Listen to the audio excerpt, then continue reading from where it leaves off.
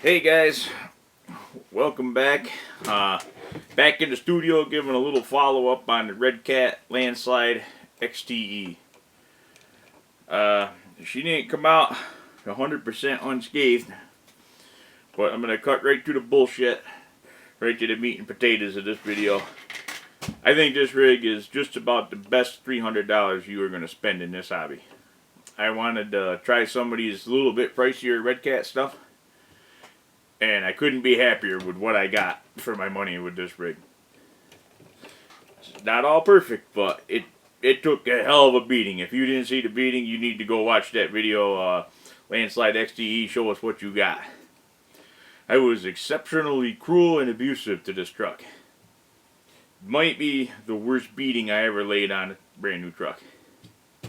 And it was still working and running perfectly. Finally, about 6 minutes after that video ended, and I was hardcore while I wasn't recording. I'm sorry I didn't get that. I kept beating the shit out of it that same pace, doing many backflips and many failed attempts at backflips. I finally did manage to strip the gears out of the servo. Totally expected. I mean, I expected to smash the bumpers off this thing and just destroy the whole truck, but it didn't work out that way. This thing is an absolute tank. Now, not going to sugarcoat, going to get right down to the negatives that I did find in it, though.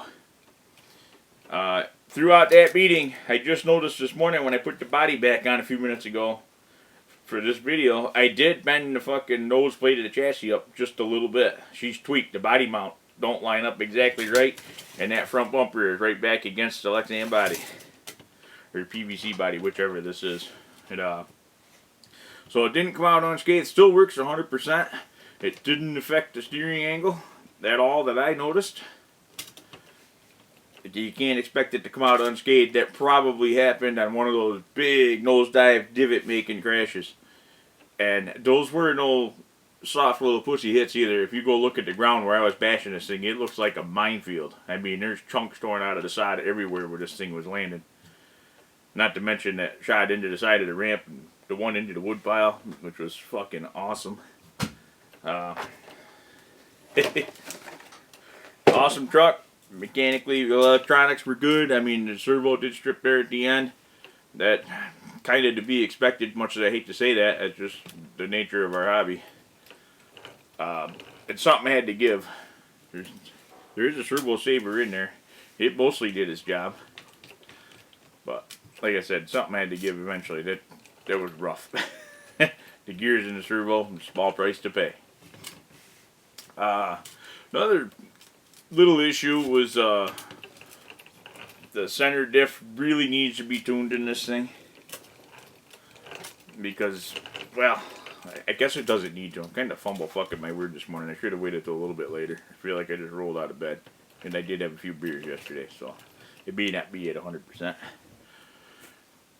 The diff, the way it is, it keeps the truck on its wheels and under control. I think when I tighten that diff up, I'm going to have to be a lot more throttle conscious, or it's going to be on its back all the time. Constant backflips. All the power going to the front wheels, ballooning the tires up, which they must be a decent quality tire because they didn't come off the wheels or rip or anything like that like the Revo tires did. On 6S might be a different story, but this truck ain't made for 6S, so we don't have to worry about that. The diff still feel nice and smooth. No issues with the drivetrain. I'm gonna tune that diff on mine. You don't need to, like I said, it makes it easier to drive. We all know that when you run these things, you get them wet, you're supposed to spray them down with some WD-40 or something to keep the hardware from rusting. And I'm terrible about my regular maintenance stuff. I don't fucking do it most of the time because I've got almost 100 rigs. Maybe I have 100 now. I haven't counted them lately. I don't know. But if I did correct maintenance on everything, I wouldn't have time to run them. I ran this Thursday morning, and I didn't oil it down or anything. I didn't even dry it off. I threw it in the truck, brought it home, threw it in the third room, left it sit there.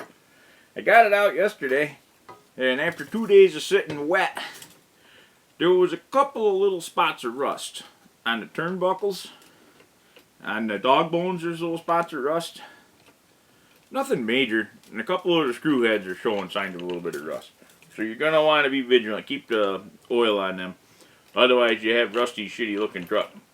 And not only does it look like shit, but then when you finally do manage to break something in this son of a bitch, a rusty screw has much better chances of stripping on you when you're trying to get it apart. That's about all I got to say about that. That's one hell of a truck. I couldn't be happier with my purchase there. Little tweak to the chassis, not very much. I mean, the body posts are 1/8 of an inch off or so. Like I said, it still runs fine. She's good to go. Guy wanted to know about the batteries, and I mentioned it in one of the first running videos. The battery compartments in this are set up so that you could run the terminal type batteries, which I don't have one of right here. I'm going to pause just a second and I'll go get one of them so I can show you just what in the fuck I am talking about. Coming right back, guys. Ugh, don't go away. I tripped for the commercial in here and got paid for the shit. These are the terminal post batteries that I like to use. And they've got provisions in the battery tray of this truck so you could run this type of a battery. But these posts on this particular battery are too long, and you're not going to be able to do it without damaging the wires a little bit. If you've got them with a little bit shorter posts, or the other kind that lay against the battery itself, like these shorty nanotechs that I like to run on my crawlers, those would work in there just fine. So, just to keep that in mind, if you don't have a big variety of batteries and you've got to run the same batteries and everything, these are what I've been running it on. They're just typical off-brand batteries, or the wires coming out of the corner of the hard case like you normally would find. These work fine in it. I was a little worried about the bind plugs getting into the drive shafts or something and getting ripped off, but I didn't have any problem, and I tried to have problems. I was pretty mean to it. So the batteries aren't a big issue. You could fit just about any normal battery in there. Not a 7-cell hump. Maybe not a 7-cell NIM flat stick pack either. I don't know if they'd fit. That's it on the truck itself. Now, if you saw my video on this and you've been on the fence about ordering a new basher, and you want one of these things, we're affiliated with Dennis Hobbies and Performance. My buddy Josh Dennis has given me a coupon code to pass along to you guys if you're interested in one of these. I can't tell you outright how much the discount is, but it's worth the trouble. I'll pass you along the code. I'll put it in the description of this video and a link to his shop.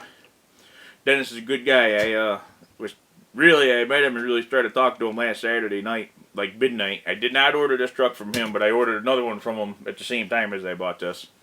And he just saved me money off from the best price on eBay on this. But he's going to give me codes for this, the MT8E, pretty much all the popular Redcat stuff. I'm just going to sneak this in here. These are a pretty popular Redcat rig. He gave me a good code for one of these guys, so you might want to keep that in mind. I believe a lot of you would be interested in one of them, because I haven't seen a discount on them anywhere. Dennis gave me a decent one, real decent. I'd almost tempted to order a second one of the sons of bitches.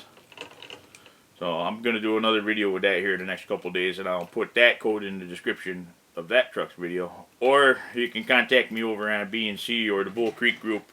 Maybe PM me and I can give you the codes too. I'm more than happy to pass them along to you. Dennis says any friend of mine is a friend of his. It's nice to be affiliated with a small shop like that. Help him out a little bit. Help you out and help him out. And that's that. Oh, one other little shout out here for my buddy Sonny at ProFab Custom RCs.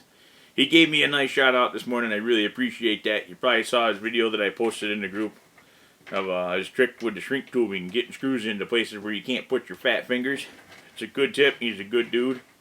I think I'm going to order a couple of his bumpers for that Cadillac project. And we'll see what that ProFab RC stuff is made of. Looked like sexy pieces he was working on in his video. I think I got to have some. And that's it. Thanks again, Sonny. Have a good one, bud. And Josh, too. I'll be talking to you. I guess that's it. Bye-bye.